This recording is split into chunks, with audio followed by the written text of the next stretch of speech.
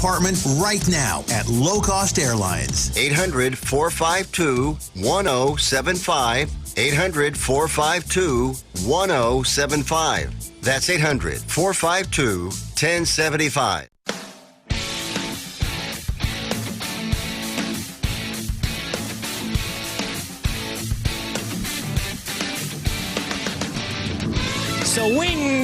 Swing batta, batta. Oh, no, man. Sorry, wrong movie. I was just thinking about Ferris Bueller's Day Off today. Man, how fun would it be to go to like a Cubs game this afternoon, hang out, have a good Chicago-style dog, a big-ass beer, and be sitting in the sunshine somewhere north of anywhere but here. Or anywhere north of here? Anywhere north of here. I think it'd be good. It's not quite oppressive yet in Texas, but it's getting there. I'm telling you, even in Dallas-Fort Worth, the humidity's rising, the temperature's rising. This is Chef Patrick Mosher, the Food Biz Pro. If you didn't know it, I grew up in the Northeast, a little north of Manson-Nixon line. I don't mind humidity. I don't mind heat. But you put the two together, and it makes for a miserable day. And it's a little miserable today. Might have been a long week, too. Not as much sleep as I needed. But it's been a good week as well. A lot of projects making progress. As a matter of fact, my business partner, Jeffrey Klein, he's a partner. Well, we're partnering with several companies, but the newest company we have together is called Mono Hospitality Group. And he's going to be calling in at the bottom of this first hour. That is 2:30 East Coast, 1:30 Central. Y'all figure it out on the West Coast. I'm not that smart. I think it's 11:30 Central West Coast time. But he'll be calling in. We're going to talk in vague terms about the projects we're working on right now. And, see if we can't have some fun and teach actually, Jeffrey's one of my oldest friends. He was one of my first employers in the United States in the food and beverage world. And he's an extremely creative person who also has a ton of business savvy, which it's very hard to find that balance. And I think he's been on the show before. He'll be a real pleasure to talk to today. Let's see. What else is going on? We've talked on and off about the Spoony actual kitchen studio being built downstairs. Well, sooner than later, it will be actually under construction. So I project I'm going to go out on a limb and make a promise within the next 45 days. We will break ground on constructing the Spoony, all right, I want to say it's a Spoony TV studio, but it's not. It's owned by TCN, the Country Network. They are our landlords here, but more than that, they're our mentors, our friends, and business partners, as supporters of what we do, and very, very, very just gracious to have us here and been great hosts. Anyway, they are going to build it with or without us. So I said, wait, because I need it built a very specific way.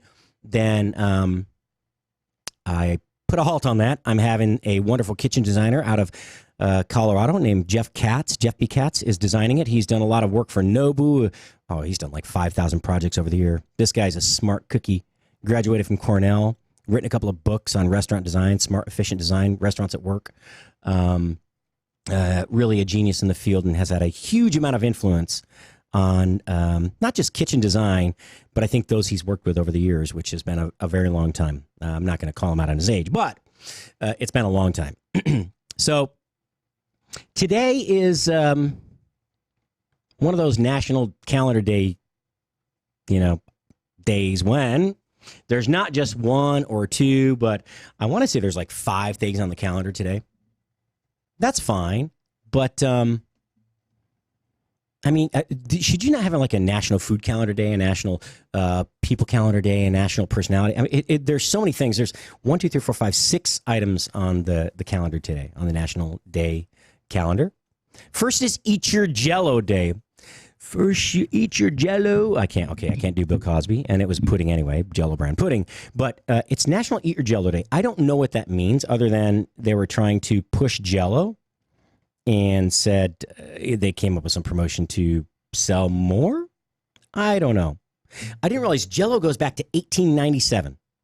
It was trademarked by Pearl Waite of Leroy, New York. I didn't know they're from New York. Jell-O is the novel and fun dessert loved by millions. I like Jell-O. You like Jell-O? Francis Woodward, who later purchased the recipe and trademark, eventually made Jell-O a household name. With 21 different flavors, Jell-O satisfies every taste and can be enjoyed in numerous combinations. Yeah, I mean, it's gelatin, right? So, yeah, horse hooves, cow bones, it's gelatin. It's animal collagen, basically, which comes from, it's a protein. It's extracted from actually connective tissue. So from cows, pigs, horses, cattle. And then once a protein is broken down and extracted, the collagen is dried, ground into fine powder. And if you've ever tried to use gelatin in a recipe where you have to bloom it, it's not the easiest thing to work with. So gelatin comes in a couple of forms. One is, the pre-made ready Jell-O style flavored gelatin. You mix that with hot water, you stir it until it's smooth, and then you let it set up and you eat it. Okay, that's one way. Then you have two other forms of gelatin. Well, they're probably more, but two basic. One is sheet gelatin. And yes, little tiny sheets. Each one is, I think, around a gram.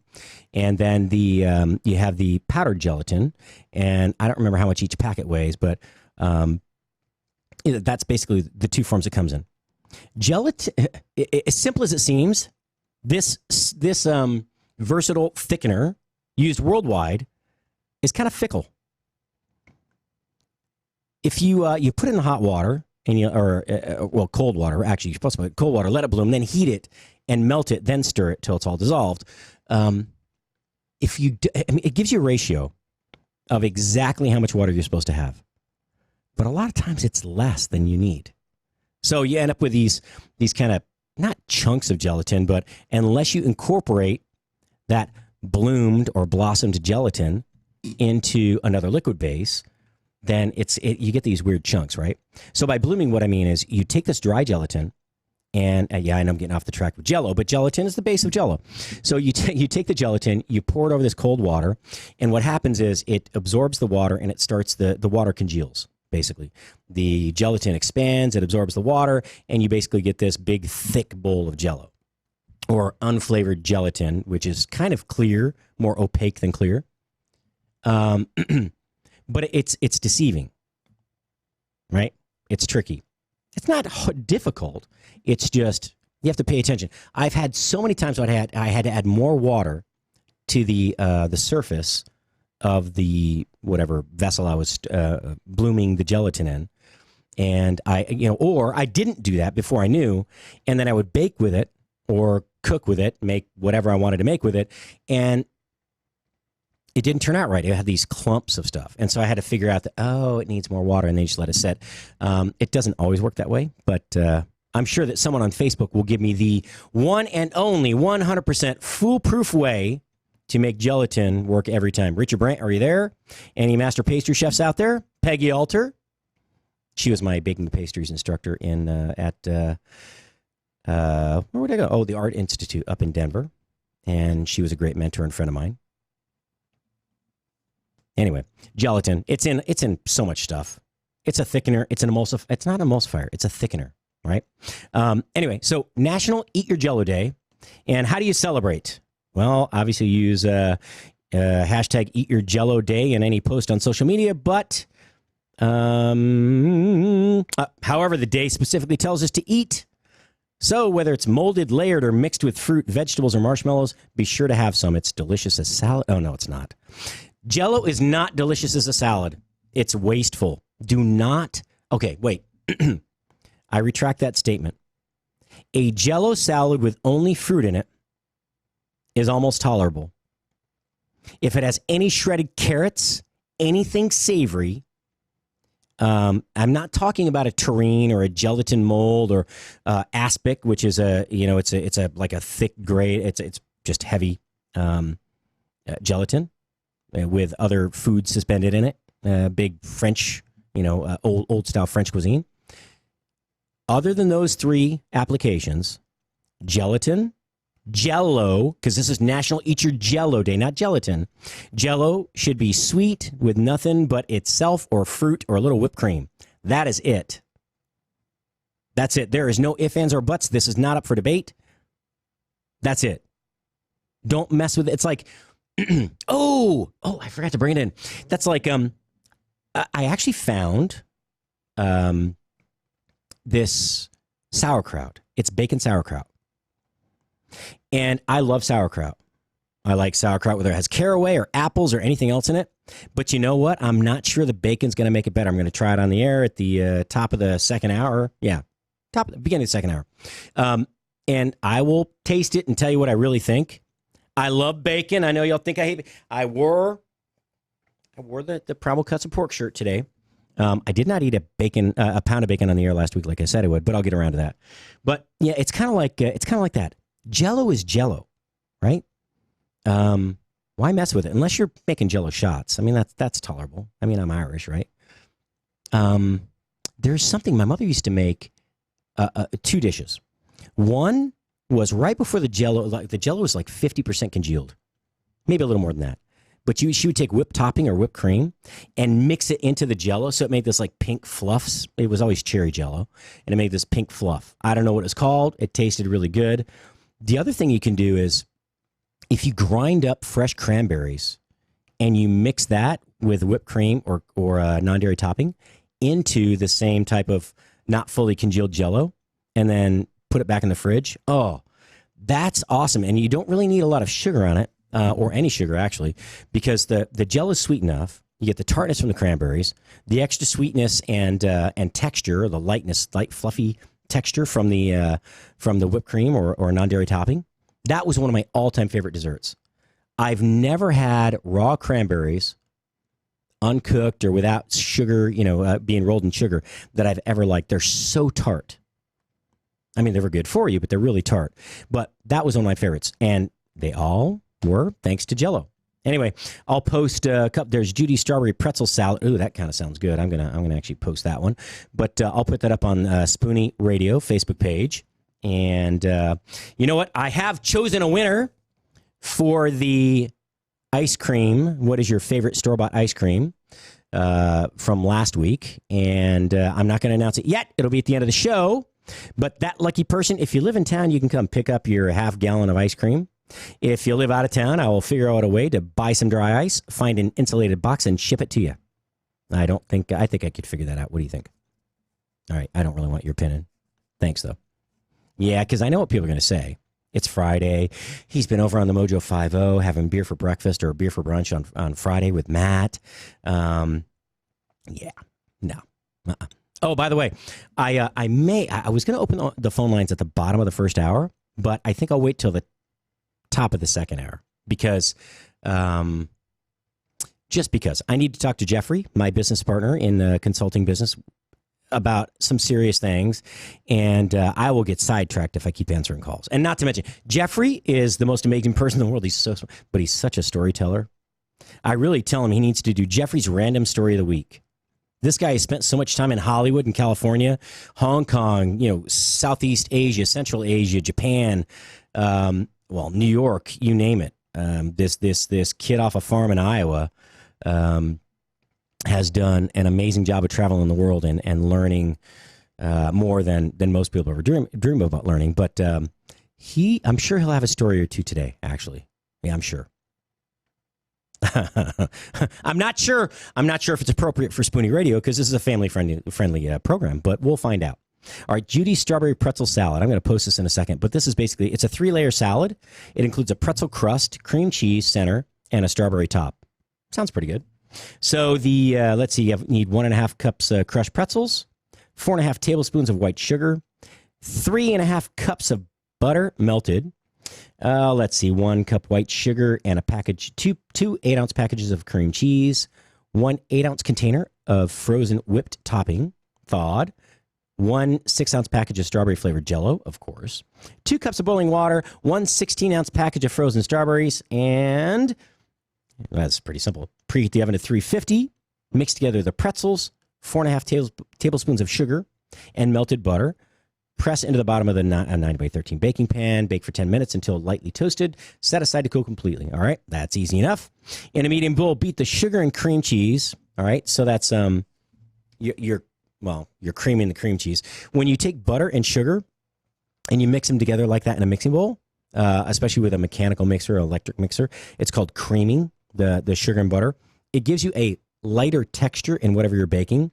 So it's a really good method for pound cake and things like that. If you're making cookies, it really doesn't matter. But in this case, I think you wanna mix them together. And this is not butter, but it's cream cheese. So again, let's see. Beat the sugar and cream cheese until smooth. Fold in whipped topping. Spread evenly over the cooled crust. Refrigerate until set, about 30 minutes. In a medium bowl, stir together the gelatin mix in boiling water. Mix in frozen strawberries and stir until thawed. That could be a while. Pour over the cream cheese mixture in the pan and refrigerate until completely chilled. This actually looks really good. Super simple. It's one of those easy, other than baking the crust, which is 10 minutes. It's kind of like a no-bake, no-heat summer, dessert. My mother hated baking in the summertime. This would have been ideal for her. Anyway, it's National Eat Your Jell-O Day, and this is Judy's Strawberry Pretzel Salad from All Recipes. Copy that and get that post up. Let's see what else we got in the news today. Oh, you know what? Today's also National Pecan Pie Day. So my sister came to Texas one time. My sister Karen, she was on the show on Monday of this week. Yeah, Monday. And she came down to Texas. It was her first visit. And we went to a barbecue place. And someone asked her at the end if she wanted pecan pie. And she's like, what? And they said, yeah, would you like some pecan pie? She goes, I don't understand what you're saying. What do you, they said, would you like some pecan pie? She goes, oh, pecan pie. And at that point, I realized I was also out of my element. And I just kept my mouth shut the rest of the day. I kind of let her take, not the wrath, but the laughter. Another conversation for another day. But I love the etymology of words, and I like how the same word is used differently and pronounced differently in different regions of the same country, like here. We're not getting into that today. Again, this is a food show. If you're just tuning in, Chef Patrick Mosher, the Food Biz Pro. It is Friday afternoon. Thanks for tuning in. Facebook has had some issues with streaming, so I believe it's up. Oh, look, it is streaming right now on Facebook's on Spoony Radio's Facebook page. But Travis Watkins says, happy Friday. Well, happy Friday to you, brother.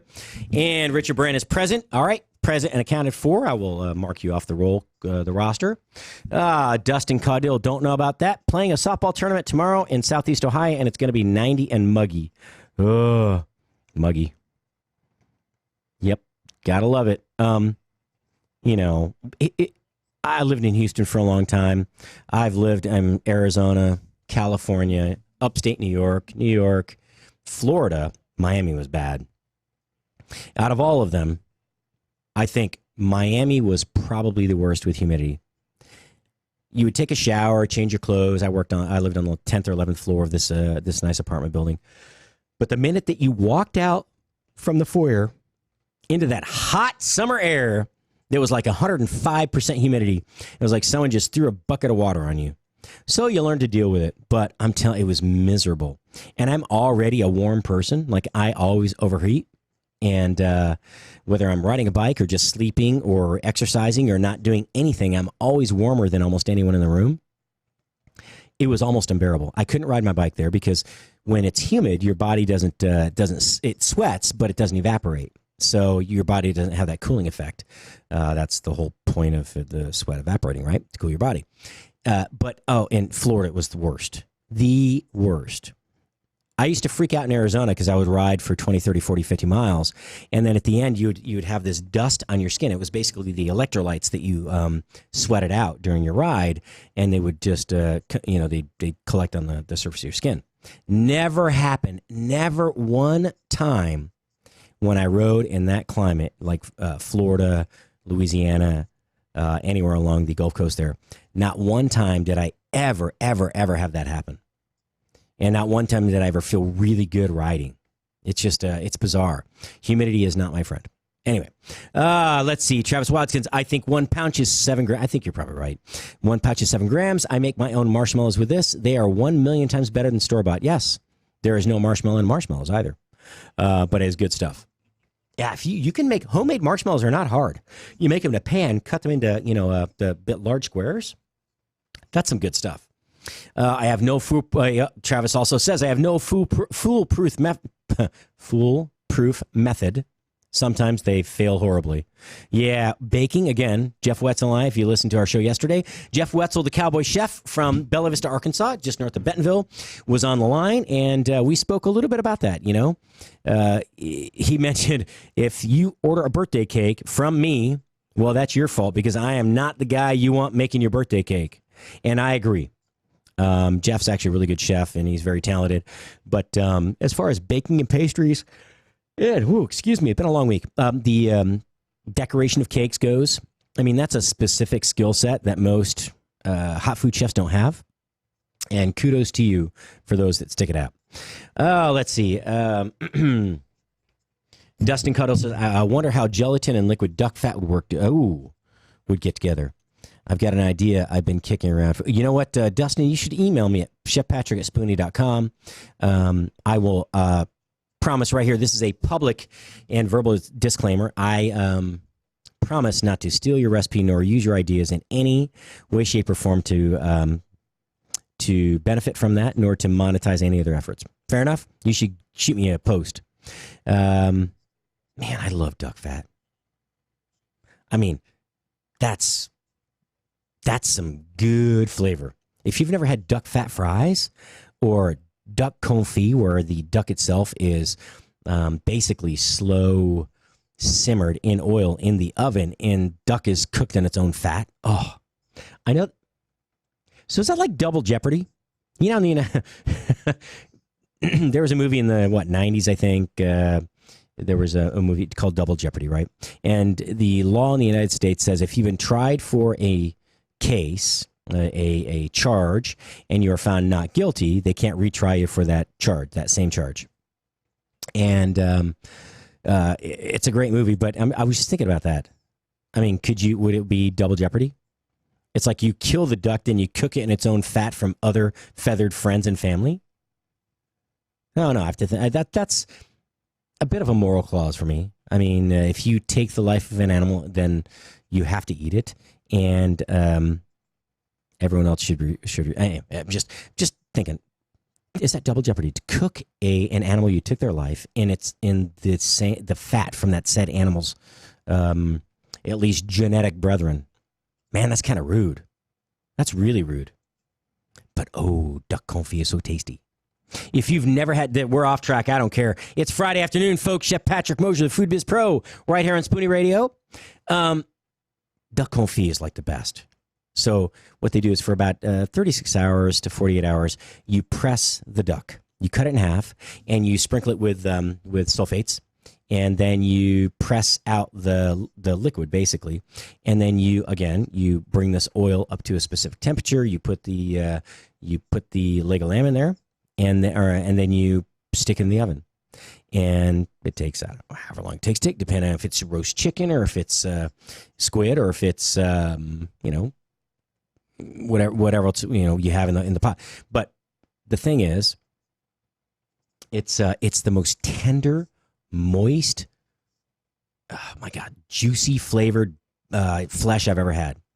The cool thing is when it's done cooking, you let it cool to room temperature, and then you put the whole pot with the lid off in the fridge, and you let that fat congeal around it. It's so awesome. Then it's kind of gross, right? If you think about it. But if you don't think about it, you have to dig the leg after it's cold and congealed. You dig those thighs and legs out. It's all one piece. And then you kind of scrape as much of that fat off as you need to.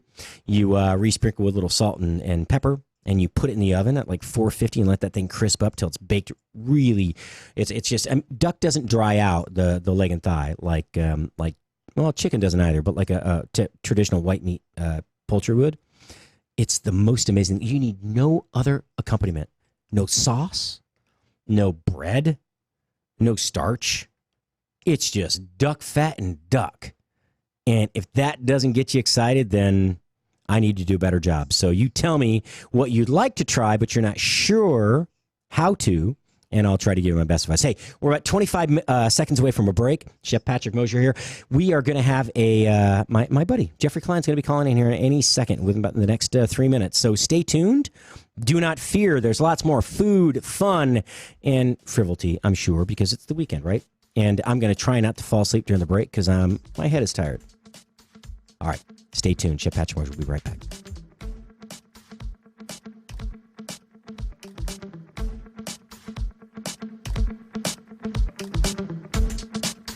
Follow Chef Patrick Mosher on Twitter at Food Biz Pro.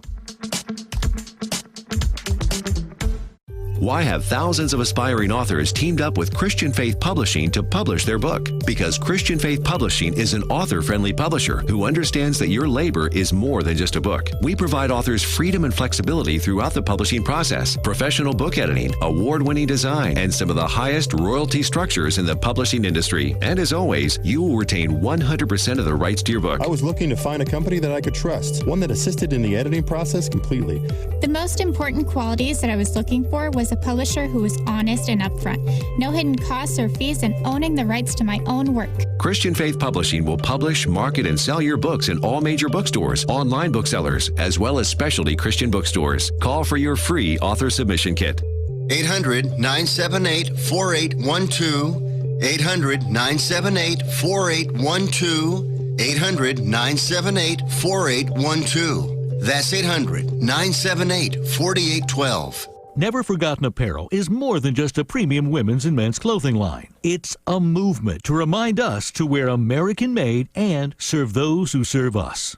Our heroes. Never Forgotten Apparel gives 20% of their total sales to nonprofits that support homeless veterans and off-duty firefighters, and 50% to individual veterans and firefighters in need nationwide. Check out neverforgottenapparel.com. Use promo code MATT, M-A-T-T, and get 15% off your purchase. Dr. Ken Brown here, host of Gut Check Project with my co-host Eric Rieger. I've seen in my practice that Atrantil is a whole lot more than just a bloating product. Yes, it does a whole lot more than just fix bloating because of the polyphenols that you find in Atrantil. What are some of the things that these polyphenols do, Eric? These polyphenols can help you have more energy, and polyphenols are great for athletes. It sounds like it's going to help a whole lot more people than just bloating. Go to lovemytummy.com/Spoony.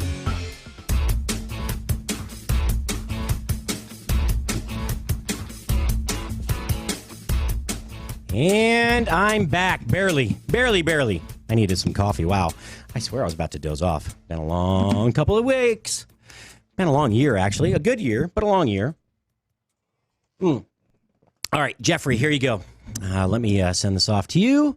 Share the Spoony Radio call-in line, which I will give out right after Jeffrey's segment here. The second course, the soup or salad. Not quite to the meat of the matter yet, so sorry about that. 1 second. I would say it out right now, but you never know who might call in while I'm waiting for Jeffrey. Come on. There we go. SP. There we go. Share contact. And here you go, Brother Jeffrey. All right. So Jeffrey Klein of Mono Hospitality Group. That's our consulting firm. And Jeffrey, whenever you're ready, call in. All right. So I was just talking through, geez, I don't even, it's National Pecan Pie Day, eat your Jell-O Day. Let's see, I was talking about some comments here. Wonder how gelatin, I was talking about the gelatin and liquid duck fat. That's what we got on duck confit. Would get together. I have no idea, but I'm kicking this around for a few months. Marie says me too. And let's see. Any other comments here? My materials and Richard Brent, otherwise known as Tech Crew, one of the great mini batch master brewers in the country. My materials and lame memes are always available to swipe. Cool. I'll have to check it out. Thank you. Okay, except for that over thing I recently thought about that I didn't want to tell anyone about because I may be obligated to follow through with it, and it's not what I want to do, though it'll be brilliant. Okay, so that kind of reminds me of the saying, when someone just doesn't get it, then I always tell them, I know you think you understand what you think I said, but what you don't realize is what you heard is not what I meant. That's great for teenagers because it keeps them thinking for like 5 seconds. It's like a shock and awe, distract and deter, right? All right, so we're going to bring Jeffrey online. Jeffrey, Brother Klein, you there? I am. Hey, man, how you doing? California. Oh, man, so are we on speaker? We can be on speaker, but get closer to it if you can, just so I can hear you. You know I'm deaf. Well, I know. I can hear you now. Are you on? You must be on the other network because we're on you and I both have AT&T. You know how bad it is. Reach out and touch nobody. What's going on, man? Besides what we've been working on. I'm just checking in. Well, I mean, I was just I sent you some stuff on Austin because I wanted you to be closer to home. Obviously, it all comes down to the landlords, doesn't it? So are you? So basically, here's what happened, folks. With a grin on his face, and without anyone knowing, Jeffrey just called me out saying, basically, did I get my homework done? Right, as my friend and mentor. Yeah. Well, that too. So Jeffrey and I are working with our Go ahead. The question is, did you get your homework done? I did. Hey, Jeffrey, man, can you speak into the phone, or do you have your earpiece or something? It's not. They can probably hear you, but I'm totally deaf, man. I'm such a. Oh, are you there? Is that better? Maybe. Is that better? Maybe. Not really, but it's okay. I'll just turn my volume up. Maybe they can hear you. Okay. I can actually. Hey, if Ron, hey Ron. Ronnie, Ron in the control room. Ronaldinho. Can you boost the phone line a little bit for me? I'm sorry, Jeffrey's. I can't hear. All right, talk for me, Jeffrey. I'm soft spoken. There we go. I'm soft spoken. No. Yeah, no, you're not unless you have a hangover. I know you better than that. But Jeffrey and I met. I wish I had a hangover.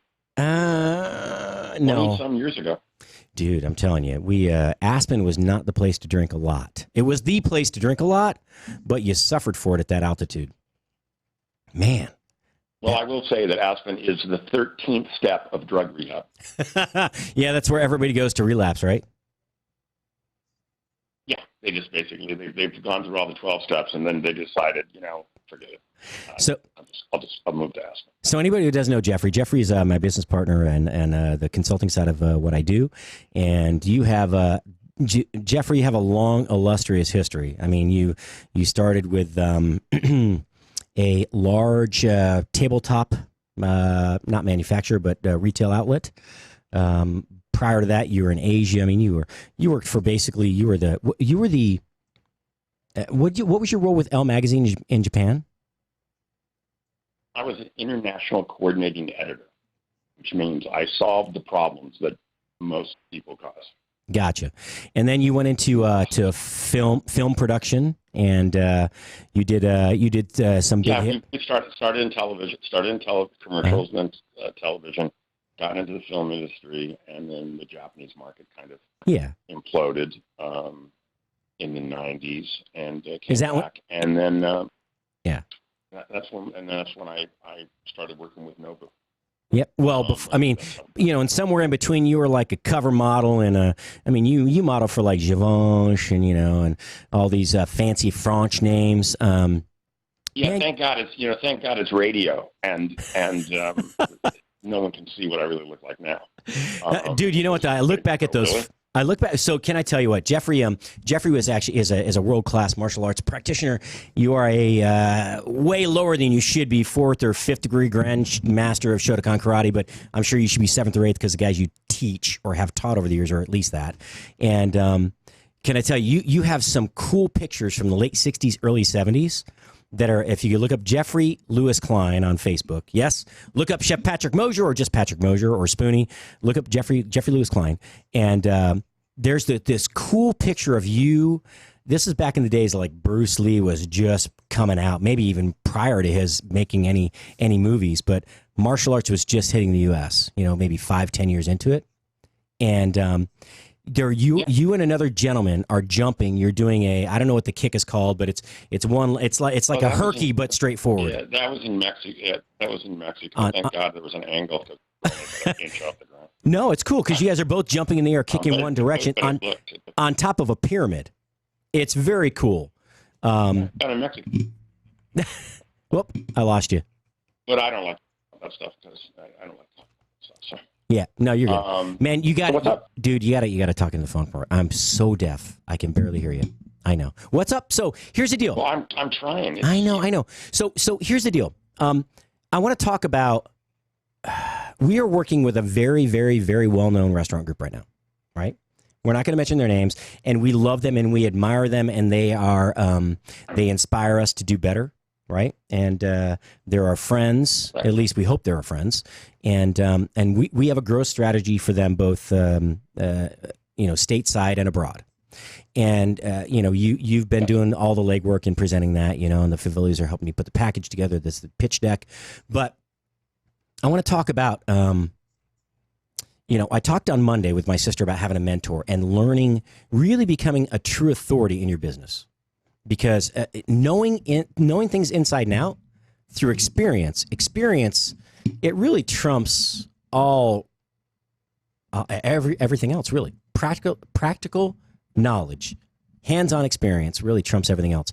And, between the two of us, we built, I don't know how many restaurants, a couple dozen, probably more than that. But we were working with this group, and they were talking about doing a restaurant. And this is we're talking the creme de la creme. They have between the partners 5 Michelin stars, 5 existing Michelin stars.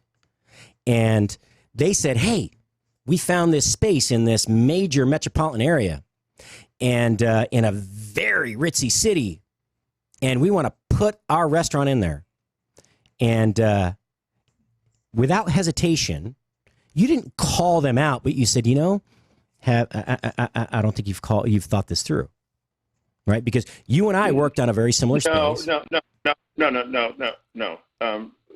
It was much more casual than that. And, I know. Listen, the problem is that it all, and this is why when I wanted to talk about it, it's really not about them.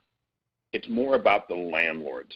Exactly. And the idea that the landlords don't really understand that the restaurant business, the restaurant industry, is not a business of dollars. It's a business of pennies. Mm-hmm. And so when you look at a project and you have to adjust the gross to figure out what's going to break where your break-even point. More importantly, if your rent is over 10%, you're done. You are most likely going to go out. You're probably going to go out of business, because you might be great in the beginning, but you always have slow times. So I'll give you the example, and this is how it is. If your rent is $250,000 a year, mm-hmm. You have to do $2.5 million gross to make that rent work. You have, actually, you have to do more than that, because look, you and I have a formula that we use, and we can talk about it all day long. We don't need to reveal everything we know. But if you're at 10%, go ahead. If you're at 10%, if you're at 10%, you're going to struggle. And absolutely. And, it affects the food cost. It affects your labor costs. It affects the quality of your product. Mm-hmm. And the reality is that your rent really needs to be somewhere around 6 to 8. Mm-hmm. And we like to cap at 7. The most important. Right.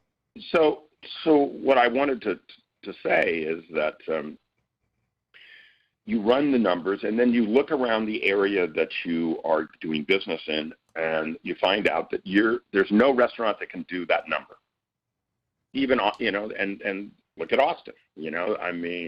Austin's a pretty busy town. It's a great food town. Mm-hmm. But how many restaurants are doing $5 million, $6 million, $7 million?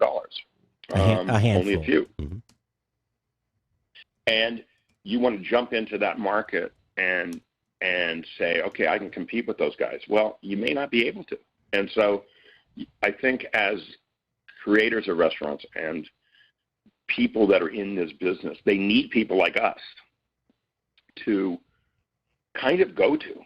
Obviously, most times they don't want to pay you because that's just how things are. But yes, we talk our way out of projects more than we get into projects. Let's just put it this way, because I look at the project, you look at the project, and we go, "That's not going to work." Mm-mm. And that's the first thing that you have to understand when you go into business is when the deal doesn't work, you need to be able to walk away. You need to be able to say, okay, well, it doesn't work. Yep. No hard feelings. Let's move on. Well, and I think that's really hard for people when they're emotionally attached to their brand, or they're emotionally attached to their menu or their chef or whoever, that they don't really look at all the other issues that they have to. It's a really hard business, and it's a really hard decision.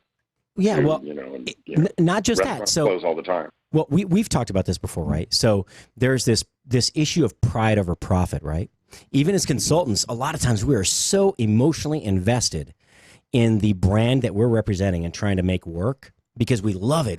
And we've created a lot of these, right? We work until we absolutely can't work anymore, trying to fit that square peg into a round hole, even though we know better. Yes. Even though we're so emotionally, we put so much time, effort, emotion, and just love into a project that it's so hard to let go. And I think that square peg in a round hole. I mean, we're constantly trying to say, look, try to find a project where it's a round peg in a round hole. Absolutely. Have flexibility, have ability. Let's talk about this. We've all worked with big time chefs, and they won't change their style in the environment and adjust to the environment, and that's a chain mentality. And if you're a really big time chef, and you pointed this out, that it's really hard for a Michelin star chef to take a Michelin star somewhere else. Absolutely. Because the level that they have to work at in the next location may not fit their cuisine or their style. And so, you have some really amazing chefs that when they go to another town, it doesn't always work. Well, and also when you have to be conscious of that. When you try to duplicate what you're doing in one location, right? So I've talked about, we talk about expansion to other restaurant groups and restaurateurs all the time. And again, if you're just joining us, this is Chef Patrick Mosher, the Food Biz Pro. We have Jeffrey Klein, my probably one of my closest friends, if not my best friend, my mentor, and my business partner in the consulting side of the business, and three companies actually. But our latest and greatest is the Mono Hospitality Group. Jeffrey, so I see it all the time. What happens is you build one location, right? And maybe for 10 years, 11 years, it's successful. I mean, it drags the other guys through the dirt for like 4, 5, 6 years. Then it starts to, it peaks, then it slows because, nowadays there are 1 million dining establishments, 1 million restaurants in this country. 1 million restaurants. Think about that. So what happens, you open a barbecue place, it's just kicking ass in some new community, say like the Colony here in Dallas, Fort Worth. And what happens? Right. So 15 other, I mentioned the Colony. Yes, I did. But you have 15 other barbecue places open up, right? Within 5 miles. Okay, so what do? Well, you move 10 miles away and you open a second location. But what happens with that is when you open the second location, if you don't understand the dynamic of doing that and how not to gut your primary business, the one that's earned you money for 8, 6, 5, 10, 15 years. What you do is you take your GM, you slide him over to that position, right? And you take your best servers, your top 3, you take them over there. You take your chef, you leave it, or your number 2, you put them over there. You typically take the chef, put him in the new place, and the sous chef takes over, or you bring in a lower, experienced person. What happens though is now you dilute the product of location A, which was your primary go-to for years and years and years. The building's run down. You don't reinvest in the staff and reinvest in training and maintaining the property. And then location B, it's not the same crowd, right? It might be 15 miles away, not the same demographic, not the same traffic patterns. There are all sorts. There are a number of indicators that you need to look at before you try to duplicate. And again, even 15 miles away, you may have to adjust your menu. I mean, maybe you need more burgers and fries. The reality, but Patrick, the reality is that what also happens is now you've split your staff up. And the other thing is, if you don't grow, you're going to lose your staff eventually, because they have to move on as well. And it's really hard to get all of those things in line. People think it's just, you have a great kitchen staff, but you have no front of the house staff. They're horrible. Then you have a great front of the house staff, but the food's not consistent. Well, and so that's where so there's all these elements. Well, and that's another thing. You and I talk about this all the time. Systems. So when you have one location, it's really about relationships, right? You have to have some minor systems. What are your daily pars on orders and things like that, and prep, and your side work, for the front of the house, and bars, what do you need to stock the bar with? That stuff is day-to-day operations. But I'm talking about real systems that go above and beyond that, right? So yes. Because when you get two locations, it's not about managing personalities and interpersonal relationships. It's about managing systems, and you allow the systems to manage the employees. Because if you don't, what happens, and you've seen this happen before, we've actually, as I was an employee of yours, but as a manager in the kitchen, we've faced this before, where you have the GM and the chef have a different opinion about what needs to be done with a specific employee who violated a code, policy, didn't show up, no call, no show, doesn't matter what it was. Because what happens is, if someone's loyal to you, you tend to be loyal back. The thing is, the system doesn't care. Well, Patrick, that comes down to the fact is that most one-standing restaurants, the chef runs the restaurant. And, a lot of times, yes. But in a business, a real GM, I'm not talking about somebody that greets somebody at the door and makes a schedule for people, and that's it. We're talking about somebody that runs numbers, that understands labor costs, that understands food costs, that can go back and sit down with the chef. Those people are really hard to find that can bridge over all of that and control the kitchen in a very respectful way, and understand what the kitchen talent is and what the food is. But you've been there too. These are the arguments that we always have: is do we, if this, like for example, Bangkok, they wanted to run the whole place out of the kitchen, and that everything was how the chef wanted it. And the reality is that didn't work. That doesn't work. No, it doesn't. Because it's a different. So let's talk about that for a minute, right? Because the group we're dealing with now was the initial group we dealt with when we were trying to go to Bangkok, right? And there was just some difficulties, so we switched to another culinary talent, basically chef personality, and built the restaurant there. Beautiful, by the way, Jeffrey. I have to give you all the credit. This restaurant that we built, if you just go to Food Biz Pro Facebook page or go to Jeffrey's page, and you'll see this restaurant was in the Mahanakan Cube, and it's one of the most beautiful structures I've ever seen. The restaurant, though, I'm telling you, it's the most beautiful restaurant that you've ever designed, and probably one of the top 5 I've ever been in. I didn't, but that I've seen finished, right? Scott Kester and you did an amazing job on the design. Jeff Katz out of Colorado, up in Vail area, Denver Vail. What a great job on the kitchen. But I'm telling you what, man, it's so difficult. As you said, everything comes down to timing and materials and personalities too, though. Personalities. And there's a lot to it, but I think, since it's a segue into Bangkok a little bit, into how we created that, we were looking for an executive chef, and I had gone to Paris and got an Airbnb, and I noticed that everything in the Airbnb was really Asian chef oriented, and so I called the guy that owned the Airbnb. I met him, and I said, "What do you do?" And he goes, "Oh, I'm a chef." I go, "Really? Why do you have all the Asian stuff in there?" And he goes, "Because I live in Bangkok." Oh, yeah. And it was totally out of the blue.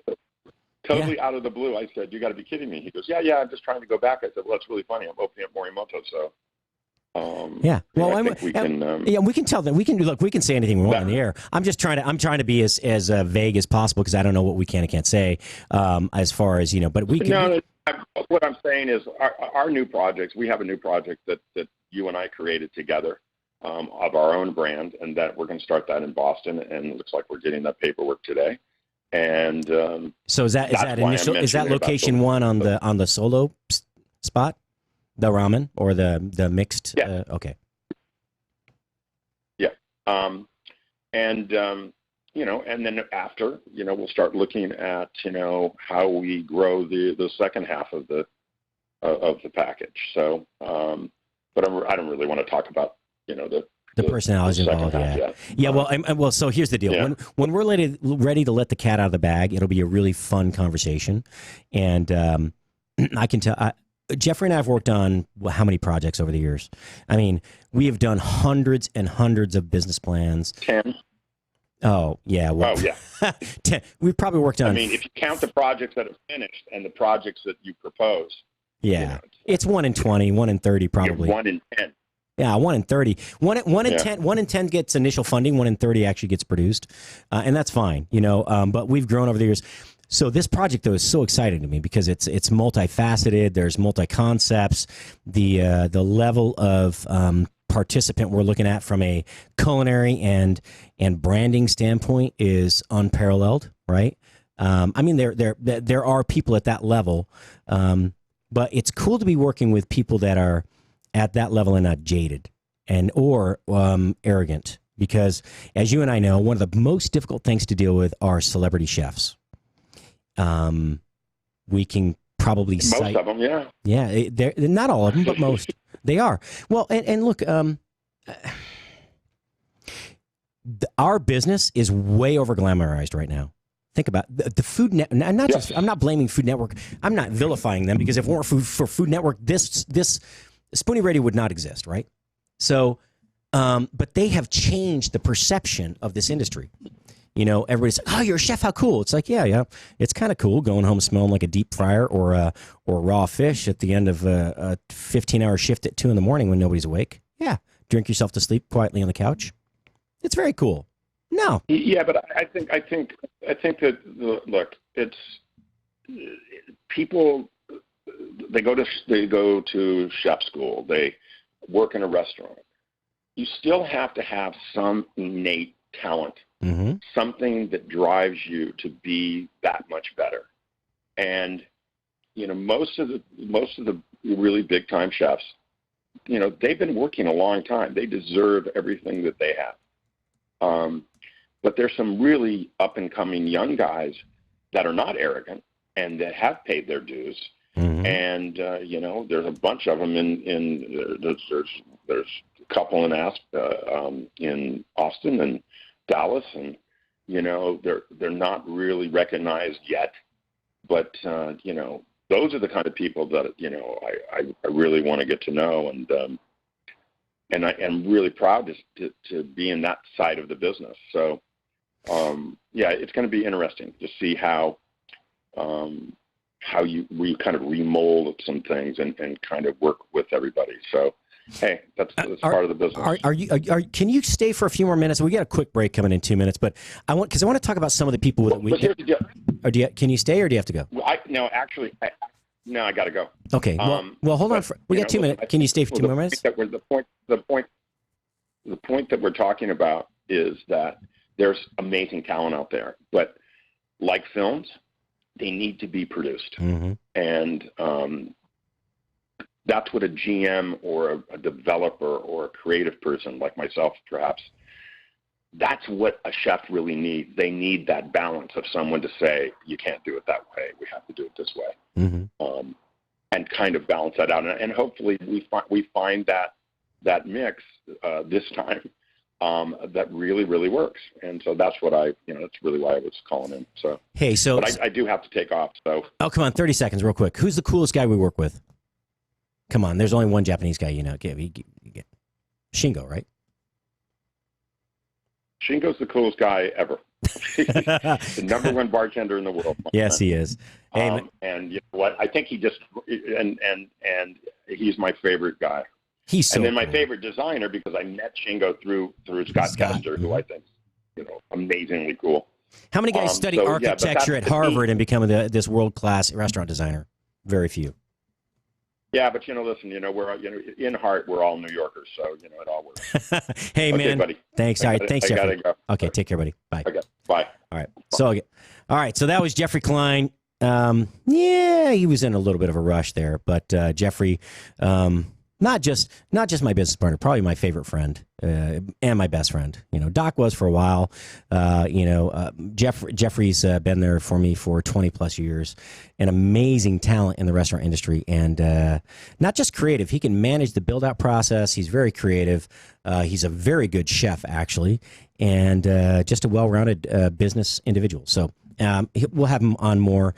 I know he was a little pressed for time. He's probably got a luncheon. We work with another chef out in L.A. named Mako Tanaka, who was actually a chef under Wolfgang Puck at Chinois. He ended up at Chinois in Maine. Anyway, so, all right, we got 20 seconds till break. Stay tuned. I'm sure there's lots more fun to come in the next half hour. I'm not sure exactly what, but I can tell you in the last half hour, the bottom of the next hour, Cheryl Heisler will be calling in from Mixed Metaphors, and we're going to talk about what are we drinking this weekend, and she's got a fantastic spin on a gin and tonic that you don't want to miss, so stay tuned. Chef Patrick Mosher will be right back.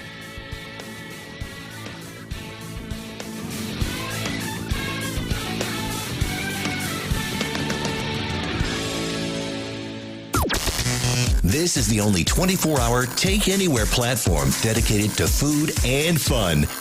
We're Spoony. Breaking news this hour from townhall.com. I'm John Scott.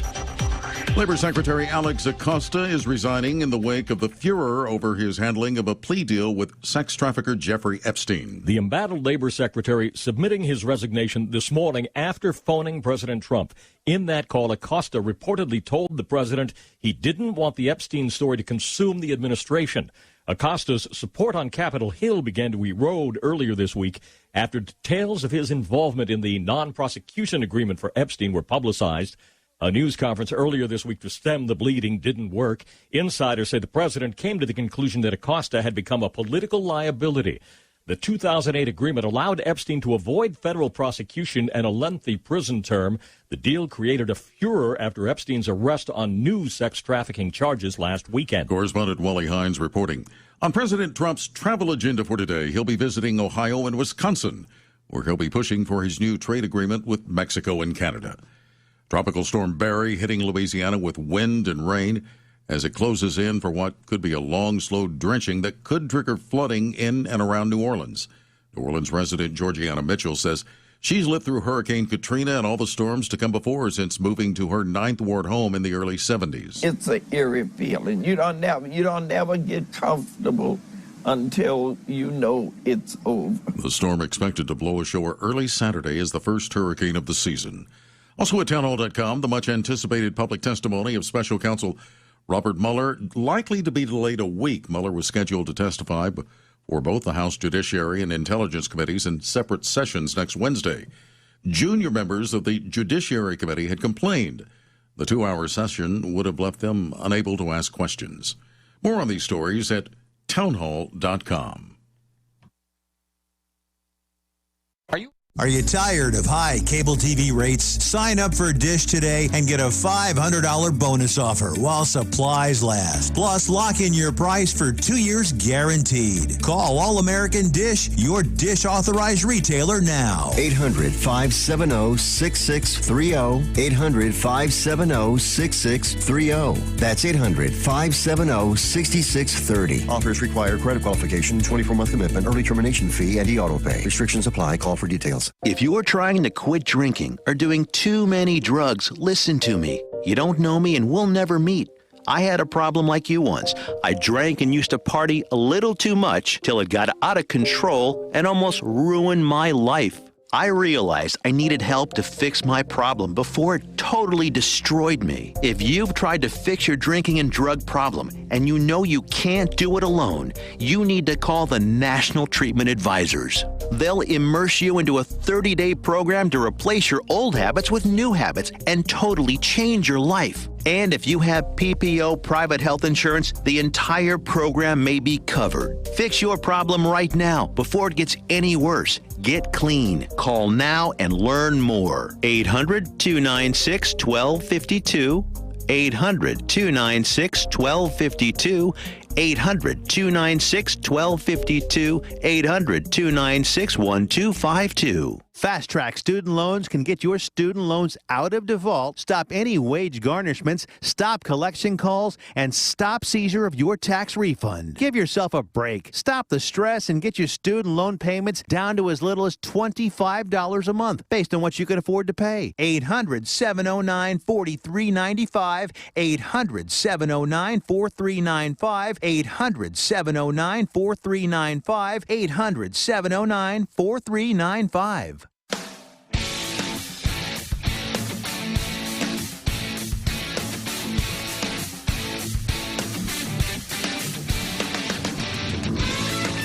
Oh, man, Jeff used to give me a cue, but no, he's good. Actually, he was coaching me on to wait a little bit longer until the music dies down instead of having to talk over it, which is probably good because it saves my voice, and I yell enough as it is. So, we were talking to Jeffrey Klein, my business partner, and I always get excited when I have him on the phone. He really is a savvy individual. The guy's done more than what I spoke about. He helped create several iconic brands around the world, and is just a real master of pretty much everything. And master, at least he's very well versed at all business aspects. Don't you shake your head at me, Jeff. He's not paying attention. It's okay. Anyway, so Jeffrey was talking about one of the most difficult things. We were working on this restaurant in Thailand, right? And we went to a very specific personality because we knew that their concept had never been done in Asia. And we didn't want to fight the traffic. It had been done in Asia, but not in Bangkok. And so we approached this personality. We had the funding in place. We spent, I don't know how many 100 hours putting a package together. And when we approached the personality, they were going to be so... I'm going to call it difficult to deal with. I'm going to say it very gently, on many fronts, right? That we actually walked away from the deal. So one thing that Jeffrey brought up during that segment is that you need to know when to walk away. We walk away from more deals, probably. We walk away from 8 out of 10 offers that we get. Seriously, people pitch us stuff every day. Hey, can you help us grow this brand? Could you create this product for us in food service realm? Can you design this restaurant and make it something we can grow internationally? You know what? They have no sense of I'm going to try to be kind. They don't know everything they need to know to build it themselves, right?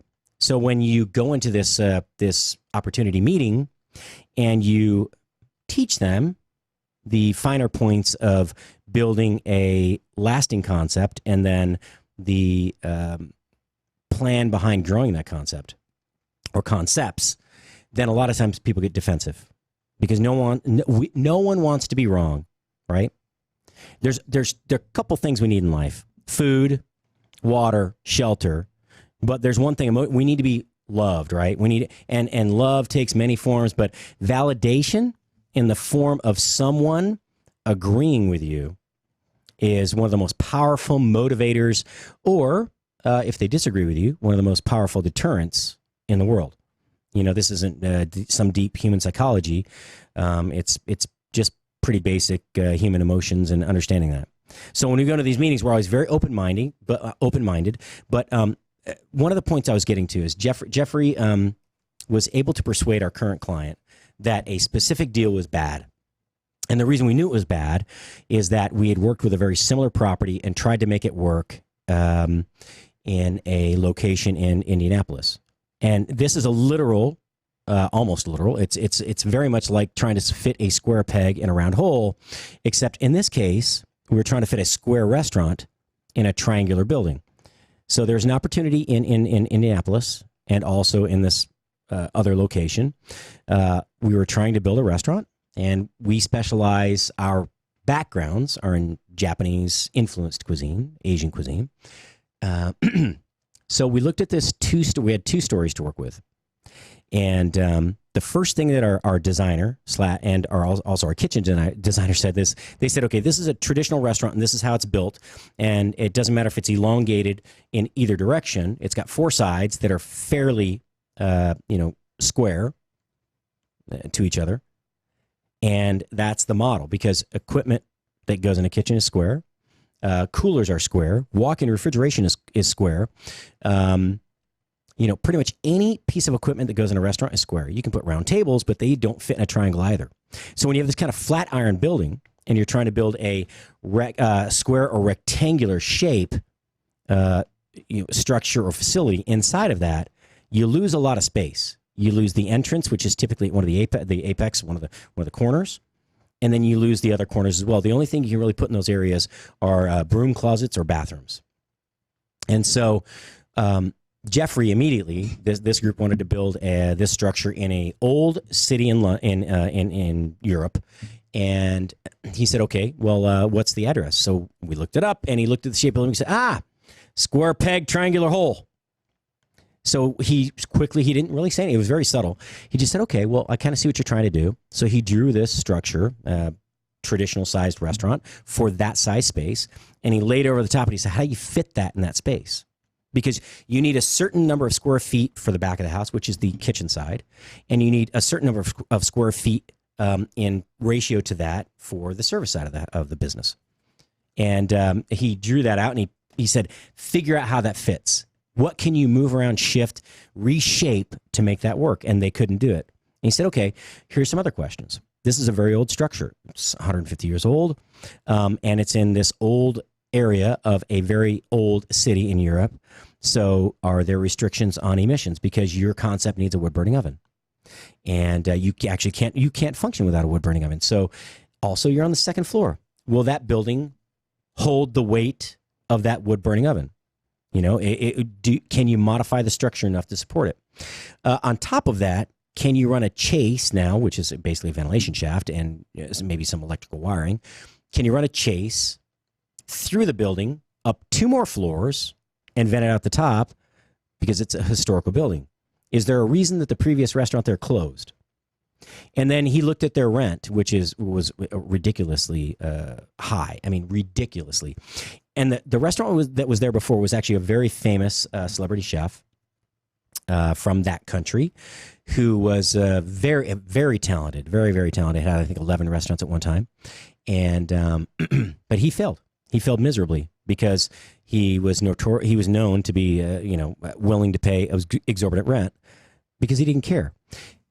The business model for this type of celebrity chef is typically this: they get an upfront fee, and you get their knowledge and a license to operate a restaurant under their name or their brand. That upfront fee is no big deal, but what they also get on top of that is they get a percentage of gross sales. So all total sales, food, beverage, merchandising, everything you sell out of that building, they get a percentage, right? Well, that's okay. That's okay, depending on what the percentage is, because they get that percentage gross off the gross sales. That's prior to any taxes being taken out. It doesn't matter if you make a profit. It just matters that they get paid. And this particular opportunity it's like this chef. I don't know what the details were, but their rent was way high. So they would have to do like 9 million pounds a year, which is like $14 million, which is ridiculous. I don't know. Okay, I do know a couple of restaurants in Vegas that do maybe 25 million. I know one in San Diego that does 7 because I was the chef there, but they're down to 4.5 now. They were 7 when I was there. But I've never, it's very rare. 1 out of 10,000 or more restaurants does over $5 million. And to get over 10 million, To get over 10 million, it's probably 1 in 500,000 restaurants. It's ridiculous. At least 100,000. So the entire model didn't work because this chef was taking, say, 7% of the gross sales, right? So if he made $10 million, he made $700,000. Right off the top, before you pay any servers, before you pay any product, any cost of goods, before you pay any rent, before you pay for any taxes, any attorneys, any administrative fees, any marketing, any floral charges, because you have a lot of plants that go in restaurants. You can. Nothing. No cleaning supplies. Nothing was paid for. And right off the top, 7%. And then you had a rent deal where you had to make $12 to $15 million a year. That's just to break even. So basically, it's gutted before they start because these chefs, these personalities, they like to have their egos fed. They do. So what happens? They get this huge upfront fee. They get these exorbitant management fees. Basically, it's a licensing fee, and then there's a license fee too. You have to. It's like usually $150,000 up front or whatever it is, and then so much a year, $50,000 a year, and that goes back to the company that they own or work for, right, or they're partnering. So a lot of these projects are gutted from the start. There's a very famous chef in New York. We'll just call him John. John. We're going to call him John. John George. It's not Jean George. It's John George. Well, this chef was very famous. He had like 20 restaurants at one time. His restaurant in Houston closed. It was called Bank. Really nice restaurant. Oh, don't look that up, by the way. Then you'll know his name.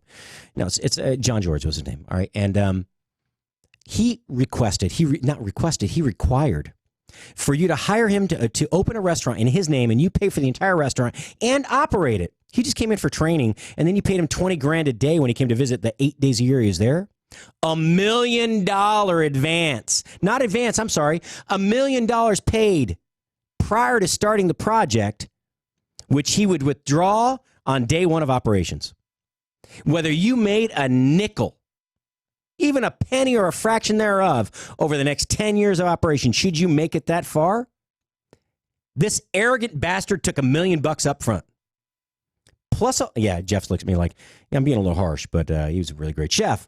But still, $1 million up front, plus a annual licensing fee, and then you have like 7% of gross sales. And that's why a lot of these really famous restaurants, these restaurateurs, these chefs, you'll see they open and close, they open and close, they open and close. The ones that have longevity are the owner-operator chefs that are like that. Wolfgang Puck, right? Chinois, Spago, which is where our friend Chef Mako started. Nancy Silverton started there. But those are guys that operate, they own, they have a team. When you start doing these licensing deals, it gets tricky. Now, we're really fortunate that the group we're working with they have a lot of personalities, but these personalities are not, they're not fickle, they're not jaded, they're not arrogant. And even at their average age of 50 to 65, they're still hungry because they love what they do and they're passionate about it. And they will not tolerate closing a restaurant due to their bleeding it to death because you're affecting other people. They're a true professional. It's going to be a lot of fun. I can't wait to talk about it and give specific names and locations and restaurant concepts. But anyway, Jeff, I know you're ignoring me over there. How you doing, buddy? Happy Friday. Happy Friday to you too. And I'm not ignoring you. I'm listening. This is really intriguing, all this stuff. I mean, $1 million is $1 million pretty impressive. And I'll tell you what, this chef worked 30 years to get his reputation, right? And he was, at one point he was probably, Wolfgang Puck was the first like rock star celebrity chef. This guy was probably number 2 behind him. I mean, a bigger personality than Emeril in the food world. And so I understand where that comes from, but that's really true arrogance. $1 million with no guarantee that your restaurant will survive a year, let alone 6 months, even get open. Yeah, but that's not, at that point in time, it's not that chef's responsibility. I mean, you're buying his name, right? So he set the value of his name, and the person who said, I agree. I'll give you $1 million for it. Uh-huh. Okay, well, at that point in time, it's like, okay, well, if your restaurant succeeds or fails, isn't because of anything outside of you. Yeah, I agree. And so that chef, that was the very first chef we approached, actually, to take to Thailand. Okay, and then we moved to a second one. We can't really talk. He got taken down during a specific movement about 1.5 years ago. Yeah, we aren't going to talk about that. But anyway, so we went to Jean, and we went to M, and then we went to, and now we end up with Chef Morimoto, Iron Chef Morimoto. You know, the badass Japanese guy with glasses and a ponytail. That guy's cool. That sounds cool. So he's agreed. No, well, we built, so that's already done. So here's another thing, though, right? These chefs, and I'm not. This is nothing negative about Chef Morimoto. He's a very talented individual and gracious. And I have to say, his fees were way less than most other celebrity chefs would charge to license their name and their product. But we built this beautiful restaurant in Bangkok in the Mahanakan Cube on the 5th floor. It's gorgeous. This is basically a Ritz-Carlton hotel that I think up until the 10th floor is, or 20th floor is a hotel. And above that to like the 80-something floor is all residence. It's a Ritz-Carlton residence hotel. And it is so cool because what they did is they built this structure. It's wider at the base for the first 5 floors, and then it's pretty much the same width all the way up. But what they did is it looked like a snake constrictor had spiraled itself up the building and crushed it, and that those cubes where it had crushed it had fallen out and were just vacant. And then randomly, on occasion, 1 or 2 at a time, they stuck a few of the cubes on the outside, but those cubes were actually glass veranda. It was a walkout balcony with a glass ceiling, floor, and walls. That sounds impressive. On the 60th floor, hell yeah! Wow. I mean, I'll put pictures. The Mahanakan Cube is like one of the coolest structures I've ever seen. The architects in Asia are fanatic about going over the top of their buildings, just like they are like the Middle East as well. You know, more money than sense sometimes. But I never got the Palm Tree Island thing. I just don't get that. It's like a waste of space for me. You know what I'm talking about? Is that where they made their own island? Yeah, and it looks like a palm tree. Yeah. Yeah, I mean, look, if you're that well, I guess if I were that wealthy and I lived there, I probably wouldn't. I'd say, well, I don't care what you think, but wasn't that done for tourist attraction to bring people in, right? Maybe, but you can't see what it is from the ground. I mean, you got to fly over. You to fly see over it, right? You have a helicopter. If you can afford to stay there, you can afford a helicopter to be able to kind of fly over the thing. Yeah, you're right. Maybe. Yeah. You know, so Dubai, was it UAE or Dubai? They're having these drone. For the first time, they're using drone taxis. I'm sorry, a drone taxi? Uh-huh. Yep. It's a 4-bladed drone. Mm-hmm. They did test flights 2 years ago. And I think they did over 100 flights last year. I don't know how many. I mean, they're manned at this point, but they're going to be unmanned. No kidding. Dude, I'd be pooping in my pants. Unmanned drone taking me like 2,000 feet in the air, flying through Dubai, whatever city no.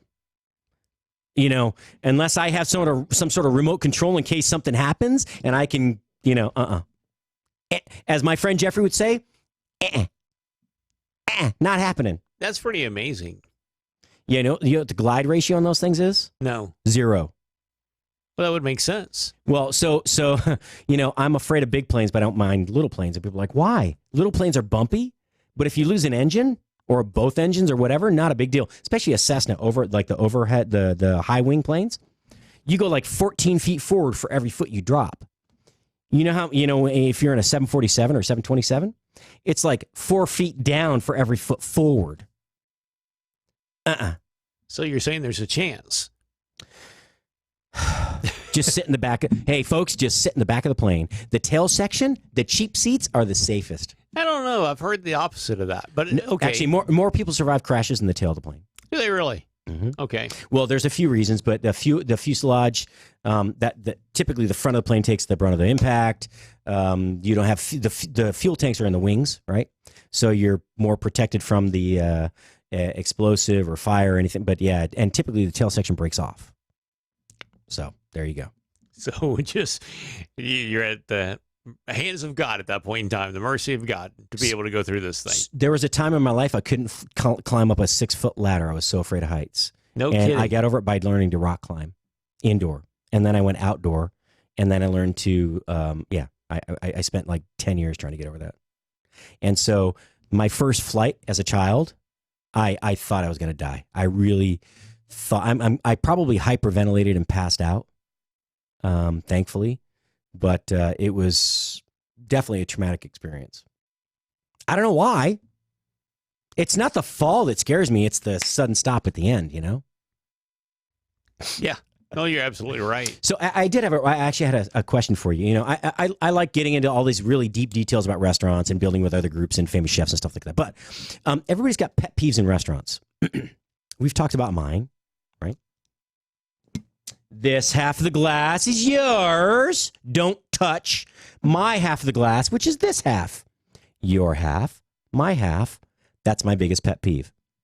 Well, that and actually say hello when I walk in the door. What's your biggest pet peeve in a restaurant? Floors that are slick. I could see why that'd be a problem. Yeah. No, I'm serious. I mean, whether it be in the restroom or on keep your floors clean. Keep them dry. Yeah, because here's the thing, man. I watch people clean tables. They bust the table. I don't know what you call it, right? Yeah, busting the table, yeah. Busting the table. And they'll wipe stuff down onto the floor, and then they'll come by, and then maybe they'll sweep it up, you know, with a broom and a little... Maybe. And it's just like, it leaves residue. People step on it. They carry it onto their shoe, and then it goes further on down and stuff. It's just like, that's just... That really just annoys me. It annoys me to no end. So, yeah, that's probably my number one pet peeve. I'll turn around and walk out of a restaurant if the floor is slick in any form or fashion because I'm not going to do it. As a chef in the kitchen, so that's kind of a rule of mine. You always see these, like cooks tend to just sweep stuff on the floor off the countertop. And so you do prep, or when you're done plating a whole bunch, you find that the rush is over. You have 5 minutes to recoup, restock, take a breath, get a glass of water. And what happens? They just sweep everything on the floor. And granted, we stand on mats, cushioned mats that have a hole, they're perforated, like an inch diameter hole. And they have like a 3/4 inch spacer between them. But the whole mats, they're like 6x4 typically. Okay. The thing is, you just created twice the freaking work, and it's a more dangerous environment. So if it's like the crumbs off fried foods and stuff like that, now you have more oil on the floor. Touch it once, be done. It's like when you have a stack of papers or letters or mail. Touch it once, deal with it, be done. Sweep the crap right into your hand and then into the trash can, or right into the trash can. The trash can, there's a trash can like every 5 feet in a restaurant. You know, on the line. You'd be surprised. People will kill you if you take their trash can. Well, they'll kick your butt, or they'll step on your toe, right? I have a pet peeve. Oh, as a sushi chef, the servers would come by. You always have one dry towel and one wet towel. You know, you wipe your hands in between making fish, and then you wash them like every order, if not even in during making an order. And then you have one dry towel to just wipe your knife off. And servers would come by, and while they're talking to you, like wipe their hands on your towel. I'm like, okay, I'm serving raw fish and rice to people, and that towel is touching the cutting board as well as my hands, and both of those are touching the fish and the... No. I've fired people over that. I fired probably 10 people because I gave them 3 warnings, and they did it again. Okay, so they knew better. You can't fix stupid, dude. Yeah, that's true. Absolutely, you I'm can't. being a hard ass. So, I mean, any other pet peeves besides that? Inattentive service? Yeah, you know, when a server doesn't... We went to this restaurant once. And Once. And it was really weird. I mean, you can't... Here's the thing. People call me Handicapped Jeff for a reason, because I am physically disabled. Mm-hmm. Now, you don't know that over the radio, but that is my thing. So we went to a restaurant, me and my wife, and the waitress took my wife's order and then asked my wife, what does he want? What? Yeah, I kid you not. Yeah, so she was like, well, why don't you ask him? And so she kind of sheepishly did that, and so I was just like... Was this an ethnic restaurant, though? No, this was like... Just a regular old restaurant. Yeah. And I was just amazed. I was like, wow, you've got to. And I've had it happen I'm so pissed off right now just hearing this. Yeah. I'm sorry to talk over you. I'm really, really, really angry that, they were probably trying to help, in some way, shape, or form be supportive, right? And make it an easy experience for the guest. But man, didn't your parents teach you, or your managers, or your friends, or your family, your husband, your wife, or your children didn't you teach your children that everybody gets treated the same? It's interesting, though, because I'm talking to her. I'm having a conversation like I am with you. I'm holding the menu. She's holding her menu. I'm talking back and forth with her about, that sounds kind of good. Maybe I'll do that, right? Well, here comes the waitress. We're still talking, me and my missus. Mm-hmm. And so it's evident that I can articulate, but for some reason, she just went ahead and did that. I was like, this is nuts. So did it end up in my conversation with my Lyft driver? He goes, I think maybe you're an asshole. I said, well, you're a city driver. Did you hear that story? I know you did. Yeah, that was a good story. Can I tell you, that was the funnest night of my night. I'm telling you, what an awesome. Hey, come back. Chef Patrick Mosher. We got a 2-minute break. We're back with Cheryl Heisler of Mixed Metaphors. She can tell us, what are we drinking this weekend? Stay tuned. We'll be right back. Follow Chef Patrick Mosher on Twitter @Food Biz Pro. Got an old car? You can donate it, whether it's running or not, to the United Breast Cancer Foundation and save a life. They'll even come and pick it up for free. The United Breast Cancer Foundation has saved hundreds of women's lives through their free or low-cost breast screen exams. But now they need your help. The United Breast Cancer Foundation wants to save more lives through early detection by offering women free or low-cost breast screening exams. And donating your old car, SUV, or truck, whether it's running or not, helps pay for them. Plus, you get a charitable tax deduction. Help the United Breast Cancer Foundation save lives by donating your old car, SUV, or truck. Call now for free pickup. 800-245-0823. 800-245-0823. 800-245-0823. Call right now. That number again is 800-245-0823. Now you can fly anywhere in the world and pay discount prices on your airline tickets. Book a flight today to London, Paris, Madrid, or anywhere else you want to go and pay a lot less guaranteed. Call the International Travel Department right now at Low Cost Airlines. 800-452-1075. 800-452-1075. That's 800-452-1075. Never Forgotten Apparel is more than just a premium women's and men's clothing line. It's a movement to remind us to wear American-made and serve those who serve us. Our heroes. Never Forgotten Apparel gives 20% of their total sales to nonprofits that support homeless veterans and off-duty firefighters, and 50% to individual veterans and firefighters in need nationwide. Check out neverforgottenapparel.com. Use promo code MATT, M-A-T-T, and get 15% off your purchase.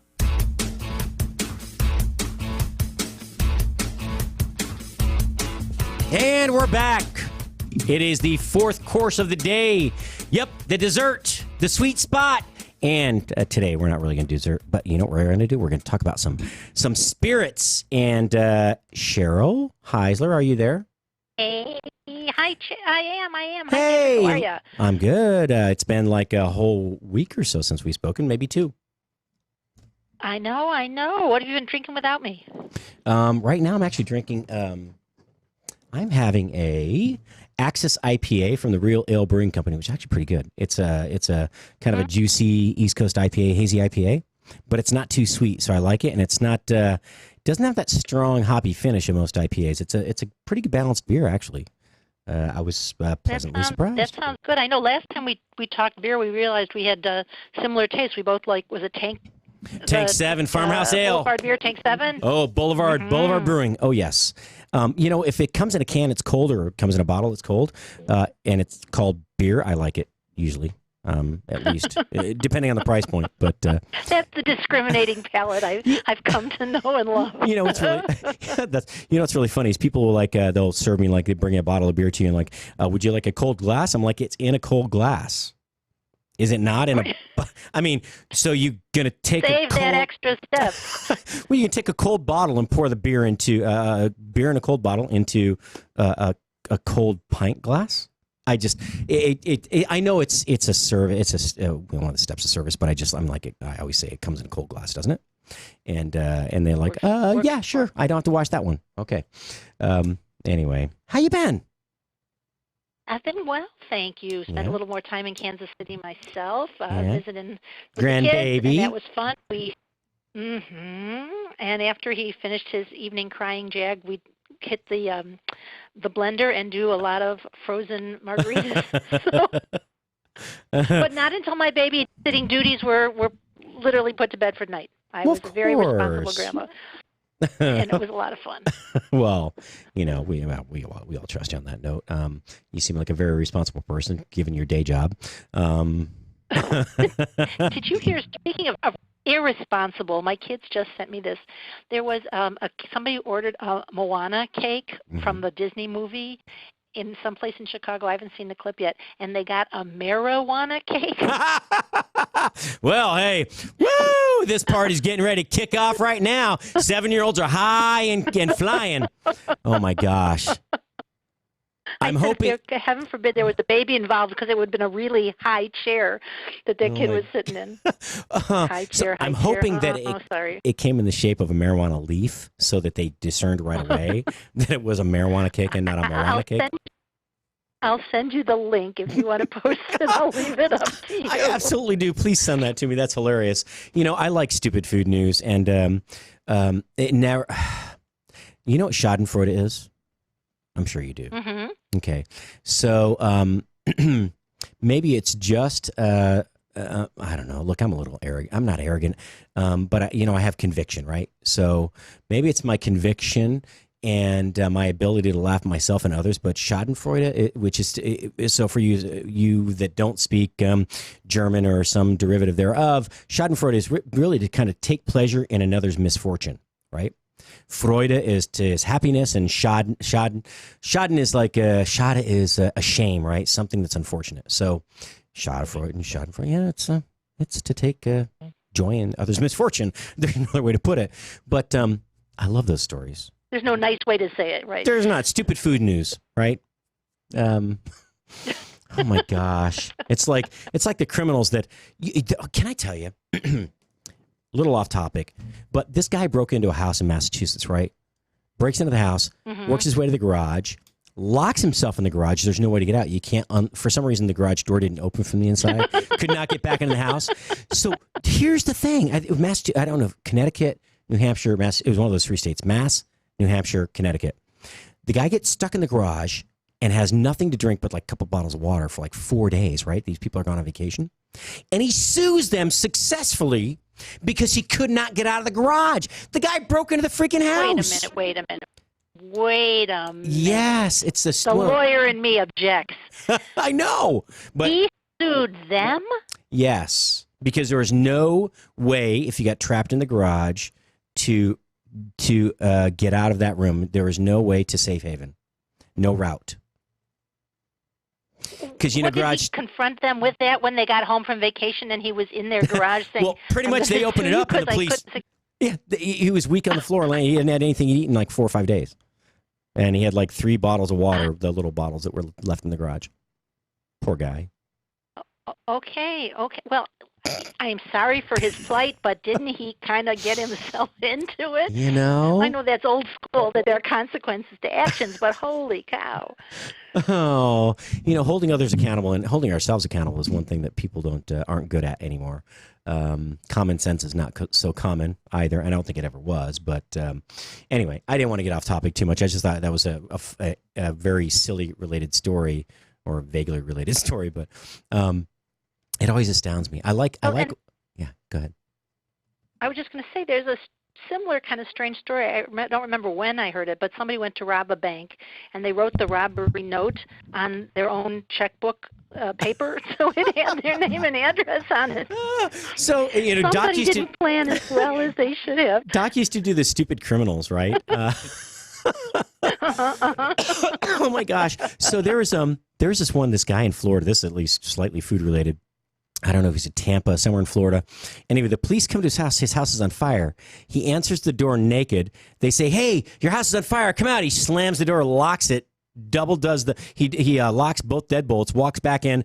And the reason the house is on fire, he was on meth, but he was cooking baking chocolate chip cookies on a George Foreman grill, naked in his house. You know, I don't know where to start with that one. I'm not sure there's anywhere to start. Don't make me make a cocktail for that situation, okay, please? The roof is on fire. There you go. There's your new cocktail. The roof is on fire. That was kind of a blast. I haven't heard that song in years, by the way. No need to go there. Don't you pull those out of thin air sometimes? I do, and I'm not going to dwell on it because I don't really need to. It's not important to today's theme. But so you've been sending me, and I apologize for not answering to your text. One was at like 4:45 this morning, and I was still awake actually trying to work on a project that I couldn't focus on because I'm a slacker. So, but I was looking at your text, and then I saw another email come through, and lo and behold, though, yesterday I did see this beautiful photo come through. Which leads me to ask, what are we drinking this weekend? Mm-hmm. Oh, this weekend is a beautiful summer weekend, and we are drinking G&Ts, gins and tonics. But what I found lately, hold on, my doorbell is. That's okay. I'll talk over him. Go ahead. Go ahead. Can you hold on? I hate to put the radio station on, but hold that thought. I talk for, look, your front door's not far away. It's fine. I've been there. I talk 2 hours a day. I can probably talk for another 5 minutes while you're going to the door. But she was saying that everybody's making this new like gin and tonics, and the more popular version now is a Spanish gin and tonic, which she's going to talk through. But and she's does back. that ever happen on live radio? That's why it's live radio. It's like a sitcom. Somebody rings the bell and. Here's the thing. Ding dong.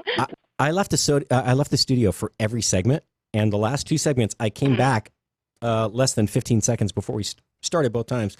There's one time I got in 4 seconds after we launched. I'm like, how do I lose track of time? I mean, I don't set a timer when I go, but I can read my watch. And so I'm like, there's times I haven't turned the mic on. I turned it on. I didn't put it next to my mouth. People burst in. Doc used to come in and steal my ice cream. I mean, yeah, it happens all the time. Jeff mutes me. Well, good. So we were talking about gins and tonics, and what I started to say is what I'm seeing everywhere lately on restaurant menus in my news feed that comes across my Mixed Metaphors account are Spanish gin and tonics. Everybody's talking about what's a Spanish gin and tonic? I mean, because typical gin and tonic is G&T and lime, right? Because so here's a Spanish gin and tonic for those people who are in the sort of snob column on gin and tonics is what they do in how they make gin and tonics in Spain. And I've even heard it quoted that only Spain knows how to make a gin and tonic. And I personally, as a mixologist, I take offense to that. But what makes a Spanish G&T a little bit different is the way they serve it. Usually we serve gin and tonics here in like a rocks glass, maybe a tall tumbler. They tend to use great big, almost like a red wine glass. So there's a lot more nose surface space for breathing, and it's just a whole different presentation. Like a snifter almost, yeah. They also put in like a snifter, yeah, but a stemmed glass. So that's what you're going to see. You're also going to see tons of big ice cubes. And the reason for that is a little bit of the science of mixology. They tend to pour them stronger than we do. But because you use enough ice, it's going to diffuse some of the bitterness. So a lot of people who have tried gin and don't like it maybe didn't have the right mixer or the right ratios, and they think of gin as something that's very alcohol forward. If you mix it like any drink, if it's balanced properly and you've got lots of large slow melting ice cubes, you're going to get a different effect. You've also, of course, got to use the right gin. Anybody who's drinking something that's really heavily perfumed is not going to enjoy the true gin and tonic. You need like some kind of a traditional London dry gin. There are some Spanish gins, which I'm going to have to go out and buy. I haven't tried one in particular. It's called Larios 12, so I'm dying to try it. But if you use a Tanqueray, if you use an unaged craft gin, there's a terrific gin called Stick Fly out of Washington State There are several good distilleries here in Chicago, craft distilleries. North Shore Distillery makes a lovely gin. Koval makes a lovely gin. But what you want is to stay away from anything that's either heavily perfumed, super heavy on the botanicals, and aged like a brown gin, an Old Tom gin, something like that. Just a traditional clean gin. And you put the garnishes in first, and we're going to come back and talk about why a Spanish G&T is garnished differently than our traditional G&Ts. But first you put the garnish in instead of afterwards, and then you pour the gin on top of that. So it gives the gin a chance, or the garnishes a chance to help macerate, soak their flavor into the gin. She said macerate, folks. Macerate. I Yes. do that a lot. It means to stew in your own juices. So get over it, There you folks. go. Yes. Moving on. Sorry. You also, in a Spanish G&T, you're not going to take a 2-liter bottle and put it back in the fridge and use it. You're going to take a fresh tonic every time. And if you really want to do it right, it's going to be one of the Fever Tree brand tonics. For those of you who don't know them, they come in 4-packs, usually about 6-7 ounces per bottle, and it is terrific. I mean, you can drink that by itself and enjoy it. It comes in an Indian flavor, an elderflower flavor, a citrus flavor. Elderflower. I like that.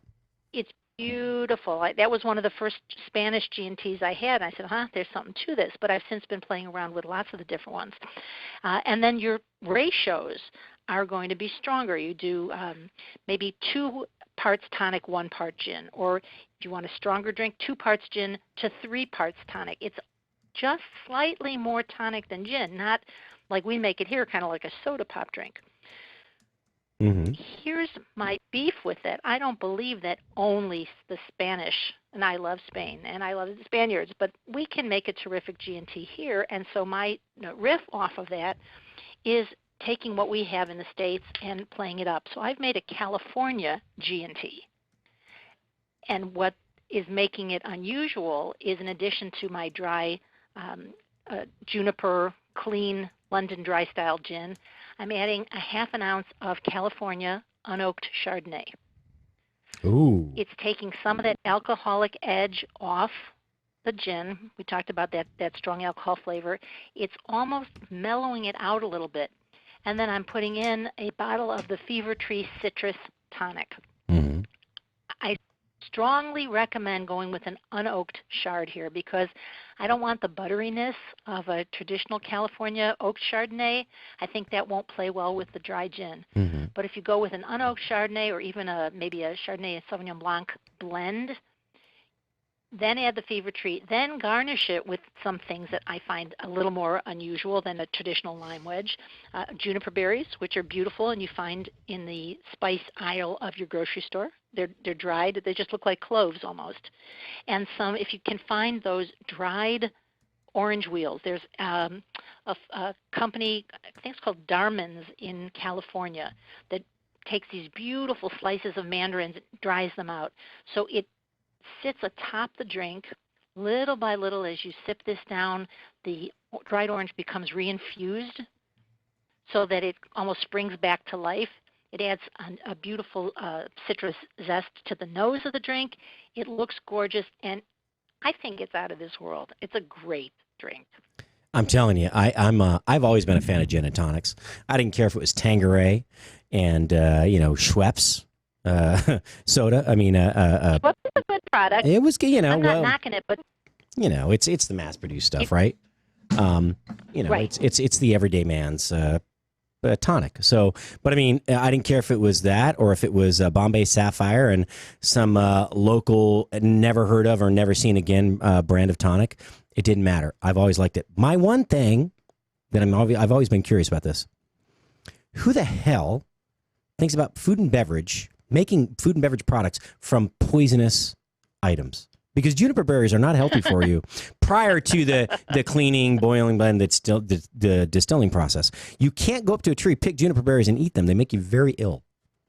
And so, I mean, how desperate were people to have alcohol and or food in the past that they like blowfish. Who ate the first one? Oh, yeah, well, Jimmy died. Let's see if Johnny dies, or if we cut it this way, maybe he won't die. Let's try that. All right, bring your eldest. He's next.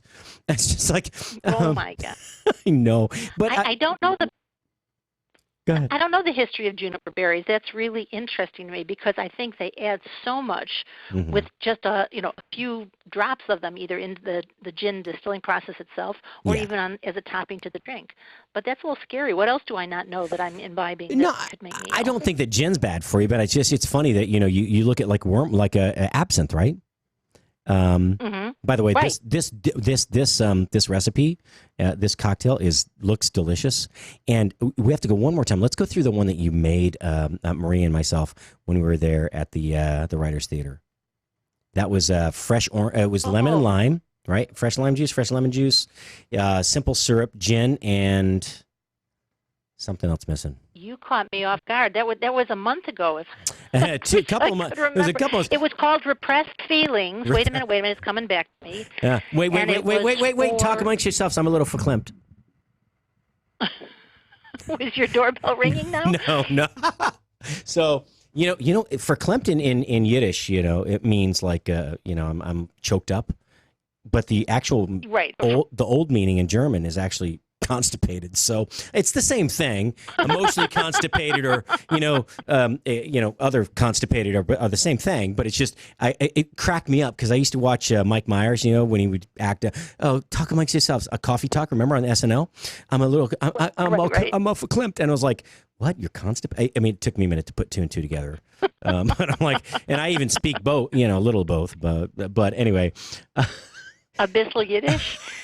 Ein bisschen Yiddish. That's right. Und viel Deutsch. But, I actually love gin. I've always liked gin. But I'll tell you, that cocktail that you made, that Repressed Feelings, was quite possibly my favorite gin drink ever. It was really good. Whoa. And I got to find the recipe for you then. I'm Oh, I have it. Verklempt, but now I'm not going. No. Verklempt or just caught off guard. Those are two different things. Yeah, I sprung that on you. But we have the video. As a matter of fact, I'm going to pin the video that we did, that Facebook Live feed, up to the top of the page to get a little more recognition. And that was one of my. As a matter of fact, I may be wearing the same shirt today I was wearing that day. I'm wearing the orange pig shirt. So is this sacrilegious? All right, folks, you can comment on this. Is it sacrilegious that on the Sabbath I'm wearing a shirt with a pig on it, and with the primal cuts of pork, bacon, ham, shank? I think that may be a little blasphemous, or at least rude. Well, you still have plenty of time before sunset to change it. I know. Should you be so desired? It's a little early, but Shabbat Shalom. Okay. Shabbat Shalom. What else did I put in that Repressed Feelings? Now it's going to drive me there's crazy. only one. You know what? It was modeled. It was modeled. You muddled. It wasn't mint. It was. Was it mint? No, there's an herb in there. Was it rosemary? The rosemary. That's it. So it's rosemary, lemon, lime, simple syrup, and the gin. Oh my gosh. But it was, everything was super fresh. By the way, I don't know if we talked about this since the food show, but there was a company called Twisted Alchemy. We'll give them a shout out. Oh yeah. Who is based in the Chicago suburbs, who does fresh pressed juices. Mm-hmm. But the flavors are so intense, and the cost per serving is about the same as going out, buying fresh, spending all the time squeezing them, which really messed us up on the line. I think we talked about that. And you guys got a little behind you got a little behind at the curtain, the break really. in the. Yeah. But we're using their products in the Writers Theater next year, and in fact, I'm doing a program later this afternoon to introduce people to the theater and to the drinks for the season. And we're using the Twisted Alchemy pineapple, the Twisted Alchemy lemon, the Twisted Alchemy lime, and the Twisted Alchemy blood orange. Ooh. So if anybody out there is looking for some fabulous squozen. Yeah, just pre-pressed juices. Fresh. Yeah, pre-pressed, whatever. Fruit juices. If you want some pre-pressed or already, look, fruit juices that you don't have to press yourself. I don't know. There's no easy way to say that. Exactly. Yeah, we need a new word. Yeah. Pressed is good, but squozen sort of. Squozen. I like squozen. You want any like pre-squozen juices? Just give it's a Twisted Alchemy. So I'm writing down everything you're saying. So the Larios 12, Twisted Alchemy, Koval, the Fever Tree Citrus Tonic, and the Darmans in California. I'm gonna go ahead and tag all these in our post from now on, and everything that you. So Cheryl, I have to tell you, I've thanked you before, but I cannot thank you enough for how much work you've done. You know, Doc and I called you on a whim after meeting you last at the first the 2018 show, the National Restaurant Association show. Yes, it was awesome, and you know, I said, hey, you know, she has this great company called Mixed Metaphors. You remember the interview. You've done a ton of work in creating these custom cocktails every week for I don't know if you've seen any traffic, but folks, if you need anything fun, frivolous, serious, something that maybe will memorialize someone that you've lost. Well, it doesn't matter. But go ahead, Cheryl. I mean, I was just going to say, the way I like to say to people is if you want to enhance your event, whether it's a corporate event or a gift or a company party or a wedding, and you want to make it special and personalize it through the cocktails, that's what Mixed Metaphors is all about. How do we get your message across in liquid form? And the theater is a great example of that. So the Writers Theater here in Glencoe, which is nationally renowned, and where we did our video clip, has 66 shows every season, and I get the pleasure of creating a signature cocktail for each one. And it's going to change depending on the season, the audience, the characters. That same kind of personalization is what goes into what can I do for your corporation, or what can I do for your 25th wedding anniversary party, or what can I do for somebody who's really special to you.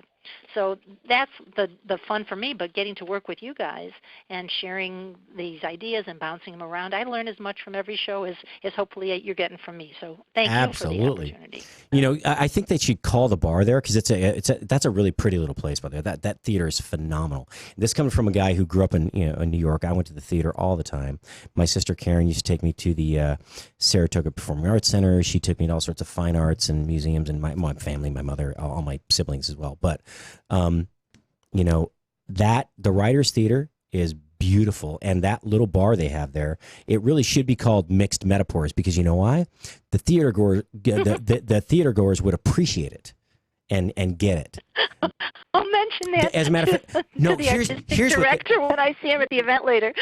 they should not Mixed Metaphor. They should call it the Mixed Metaphor. The Mixed Metaphor. Oh, I like that name. Well, I was a copywriter in Japan. Okay, well, that's how I started out.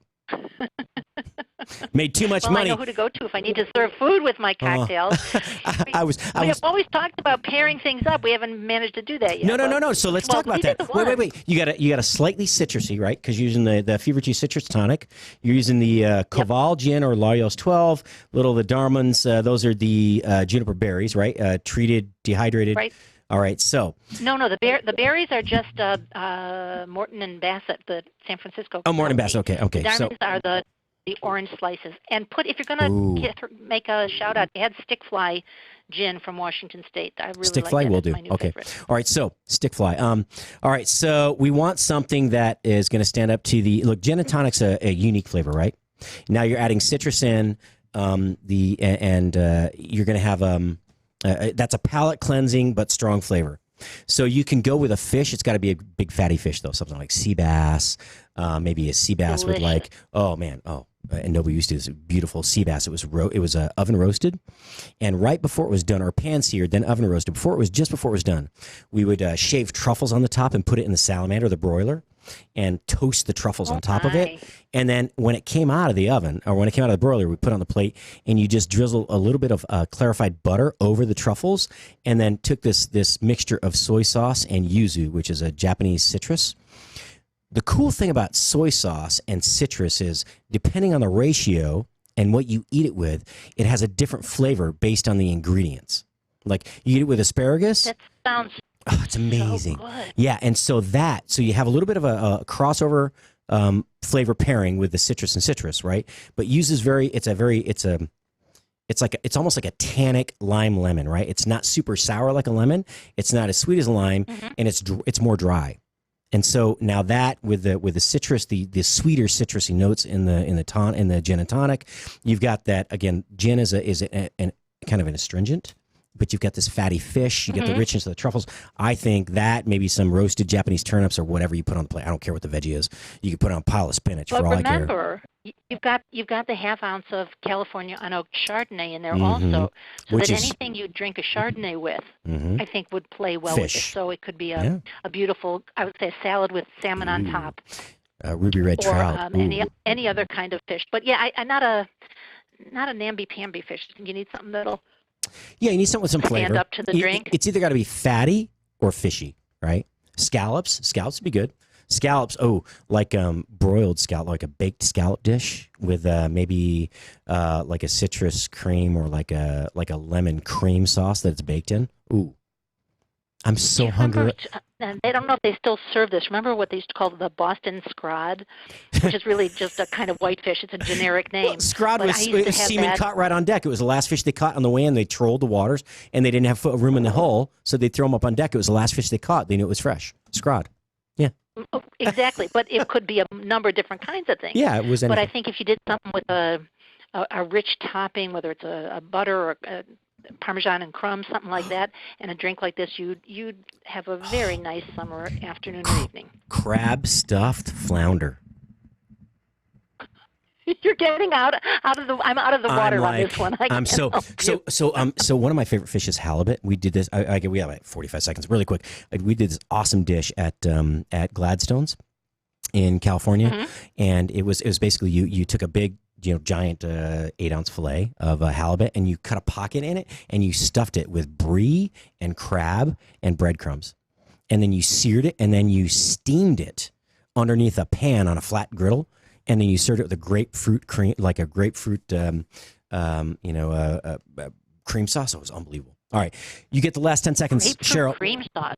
Where do people find you, Cheryl? They find me at Mixed Metaphors. You can find me on Instagram. That's the easiest way because you can see what we're doing, what we're talking about. We can find me at mixedmetaphors.com.